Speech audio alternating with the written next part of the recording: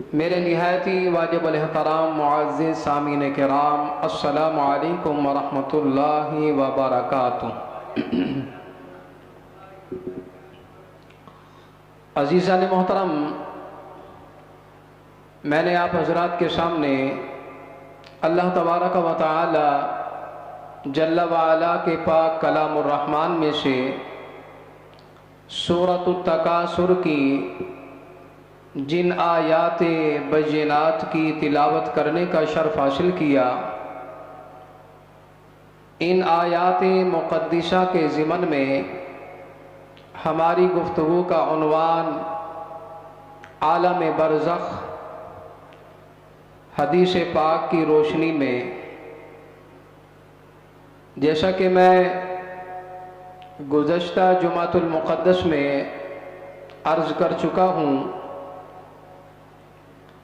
عالم برزخ اس پر ایمان رکھنا ہر مسلمان پر ضروری ہے۔ یعنی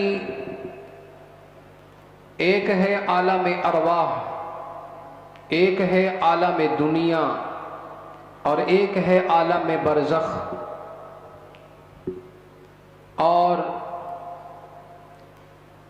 عالم ارواح کیا ہے کہ جب کائنات نہیں بنی تھی، اس سے پہلے اللہ کی ذات تھی، اللہ کے سوا کچھ بھی نہیں تھا۔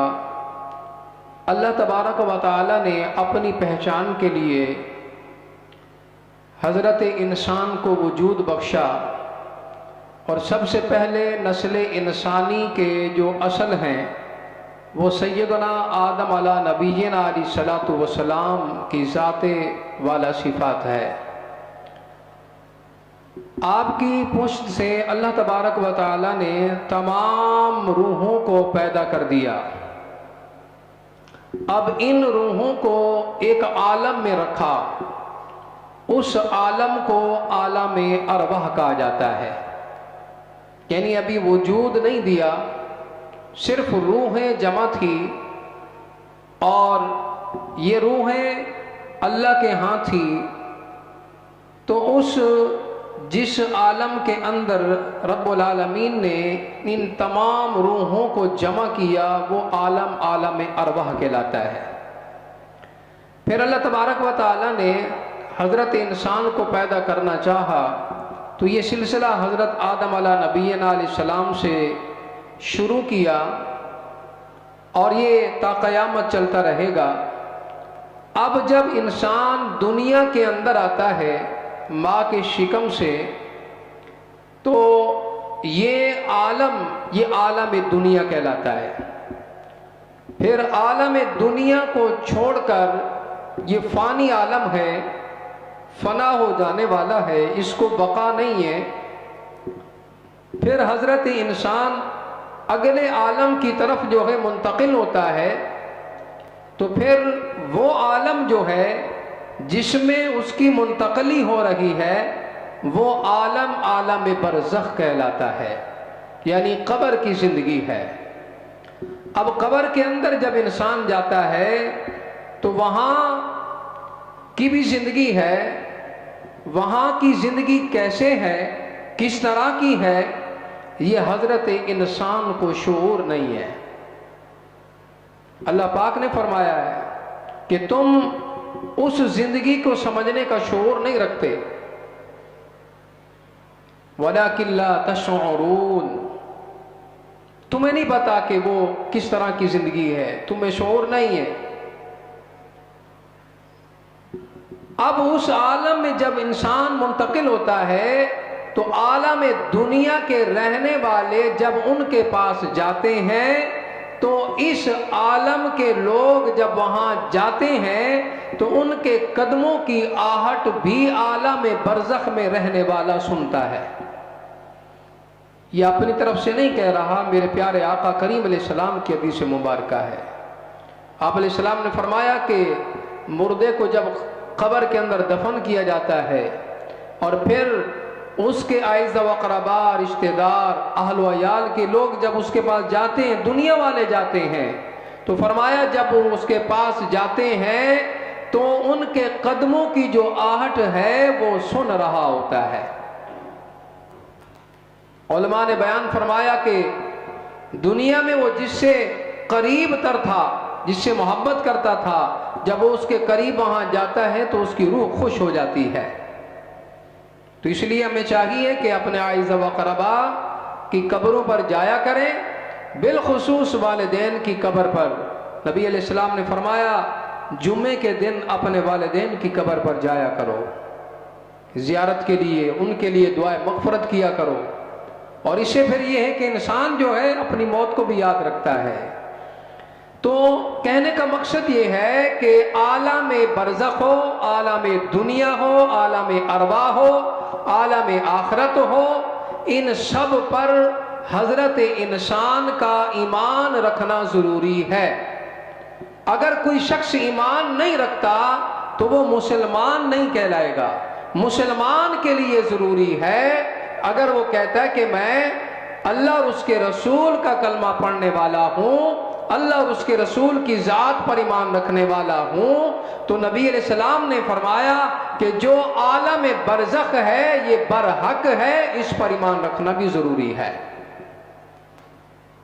بہت سارے فرقے ایسے ملتے ہیں جو کہتے ہیں نہیں بھائی بس یہی عالم دنیا ہے، یہاں پر ہم عیش و عشرت کی زندگی گزاریں گے، خواہ یہ عیش و عشرت میں زندگی گزرے یا مصائب و آلام میں گزرے، تو بس یہاں سے جب ہم فوت ہو جائیں گے، مر جائیں گے، بس ختم، آگے کوئی حساب و کتاب نہیں ہے۔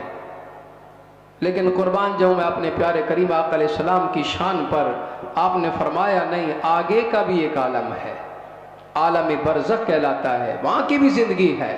پھر اس کے بعد اللہ جب چاہے گا قیامت برپا ہوگی، پھر جو ہے میزان عمل سامنے آئے گا، حساب و کتاب ہوگا، پھر اس پر جو ہے دنیا میں جو ہم نے پیریڈ گزارا، کیا کیا اعمال کیے، اس کی سزا اور جزا وہاں ملے گی۔ اب آپ دیکھیں حضرت اسماء بنت ابو بکر رضی اللہ تعالیٰ عنہا، آپ روایت کرتی ہیں یہ حدیث مبارکہ جو کہ بخاری شریف کی حدیث مبارکہ ہے، جلد نمبر 1 ہے، صفحہ نمبر 138 ہے، 138۔ حضرت اسماء بنت ابو بکر رضی اللہ تعالیٰ عنہ آپ فرماتی ہیں کہ نبی کریم علیہ الصلوۃ والسلام نے ایک دن جو ہے آپ علیہ الصلوۃ والسلام خطبے کے لیے کھڑے ہوئے، آپ علیہ السلام نے خطبہ ارشاد فرمایا، اور خطبے کے اندر آپ علیہ الصلوۃ والسلام نے قبر کے فتنے کا ذکر کیا، جہاں انسان آزمائش میں ڈالا جائے گا، جہاں انسان آزمائش میں ڈالا جائے گا۔